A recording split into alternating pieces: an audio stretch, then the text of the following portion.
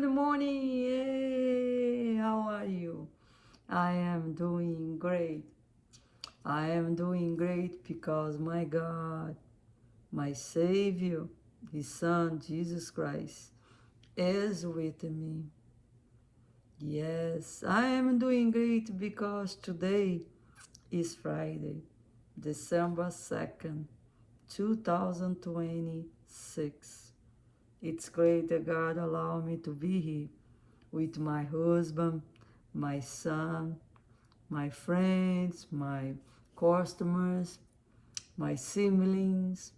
I'm so happy that God is so great to me, to my family. He give me the blessings of healing. He give me the blessings of peace. He give me the blessings of love. He give to me the blessing of understanding, temperance, yes, patience. He gave me so many blessings, so many blessings. It's so great of jobs, yes, because we need to work to pay off our bills. Amen. Glory to Jesus. He gave me so many blessings that I don't have a place to put my God blessings in this house. I don't have a place. This house is full with blessings. I'm going to start the new year 2026 full to the ceilings of blessings. Amen. Glory to Jesus. Brothers and sisters, get up a little bit early. See, it's a little bit early today. I don't know if you can see. It's dark a little bit outside. And get up a little bit early and thank the Lord for all His blessings. His mercies endures forever. Psalm 136 verses 1. His mercies endures forever. Oh Lord, wash me with hyssop, and I will be white as snow. Takes away all the pain, take away all the diseases, mentally and physically and spiritually. Take all the diseases away from us. Take all the evil away from this house, away from my body. Lord, in Thee I trust forever. In my house, I trust You, Lord. I know that You care for me. I know that You care for my family. I know that You care for my husband. I know, Lord. I know that You care for my friends. I know that You care for the one that is listening to this video. Please, please have a mercy. In Thee I trust. Today we're going to start a study about I am not worthy that thou enter under my roof, or that I come to you. I'm going to give you a little bit background about this Bible verse that you can find in Luke chapter 7, verses 6 and 7. There in the time of Jesus had a centurion. Centurion was somebody that works for the government, for the Roman government. And he had a servant that was very dear to him. And this servant was very, very sick. So the centurion, he heard about Jesus, and he sent some of his servants or some of the men that work for him in his house to go and talk to Jesus if Jesus can come to heal his servant. And then Jesus was on the way to go there and heal his servant. When Jesus was about to get there to see his servant, the centurion servant, the centurion sent a message to Jesus. I don't know how long Jesus was there, how long was still on the trip for Jesus to get there. But Jesus received the message in Luke chapter 7, verses 6 and 7. It says, Then Jesus went with them, and when he was now not far from the house, the centurion sent friends to him, saying unto him, Lord, trouble not thyself, for I am now worthy that thou should enter under my roof. So the centurion was a sinner man, just like us. I don't know what's the problem that he had. Maybe he killed a lot of people because he was a centurion. He works for the government. Maybe he did a lot of barbarity or a lot of things that was wrong. I don't know, because it does not say what he did. But it doesn't matter. It's between him and God. That's what it was, and it still is. All the problems that we have, our sins against the Lord, against God, the Creator, the heaven and earth, are between me and my Lord, my God. The same thing to you. All the problems that you have with God are between you and God. But we have to repent, because that's what the Bible says. We cannot continue within our sins now. We have to repent and ask God to wash us with hyssop. Purge me with hyssop, and I will be white as snow. So the centurion sent a message to him and say, I'm now worthy, Jesus, that you come under my roof. And nobody know what he did. But if he felt that way, he recognized that he was a sinner. And that is important to God. When we recognize that we are sinners and we need a Savior, Jesus can do anything within our lives. He can change us. He can make you new, because that's what the Bible says. He can make you new. So then Jesus went with them, and when he was now not far from the house, the centurion sent friends to him, saying unto him, Lord, trouble not thyself, for I am now worthy that thou should enter under my roof. And then verse 7, Wherefore neither thought I myself worthy to come into thee.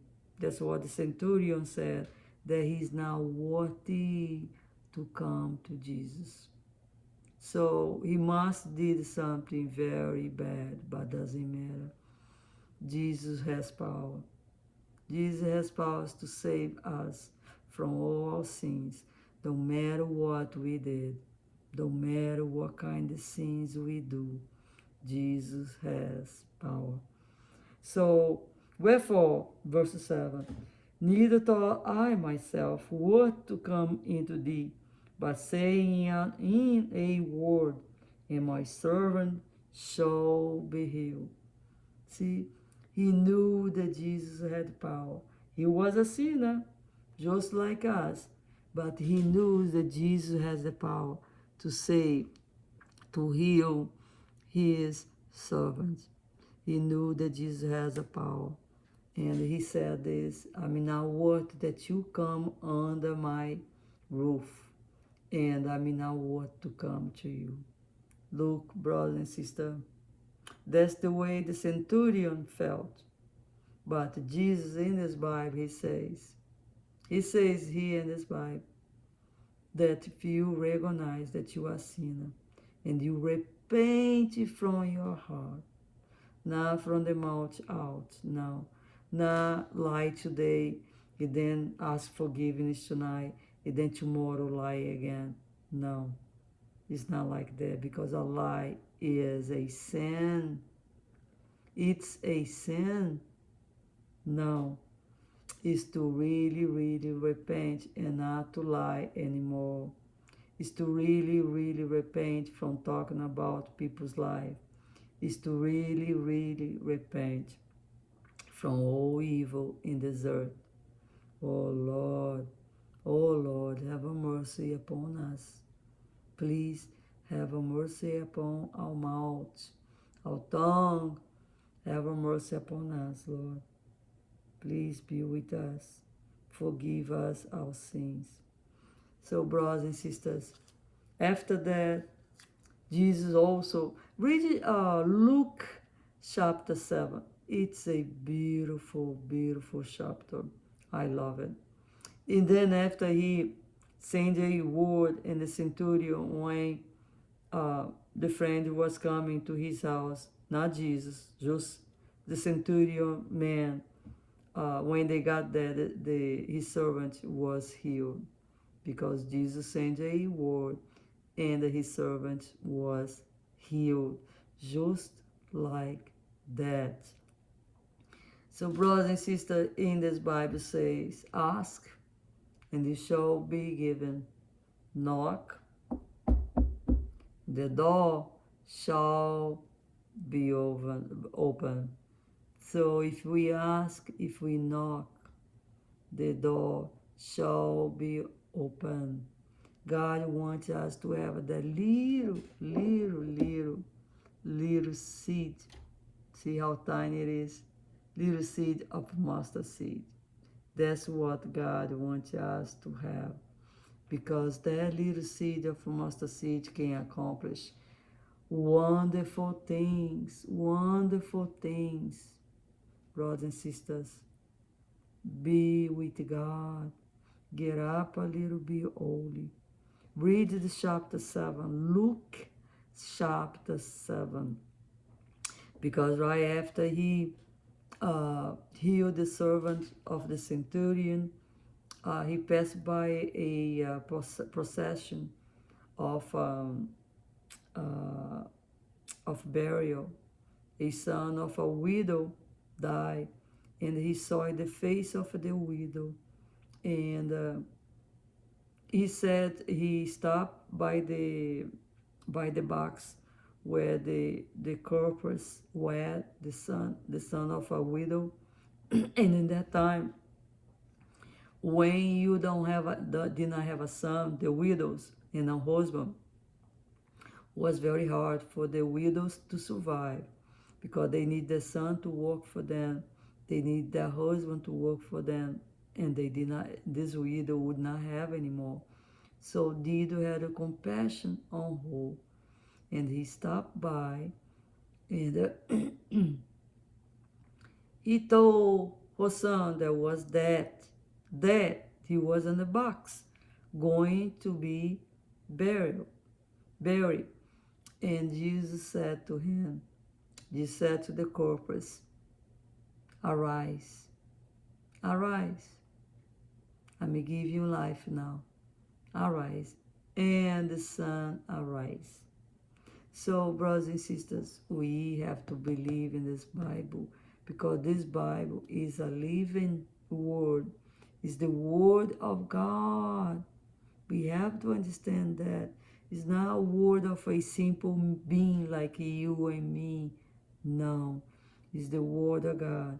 Everything that is written down here gonna be accomplished the way God wants to be accomplished in this earth.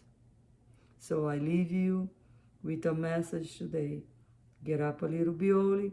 Start the new year differently. Start with faith.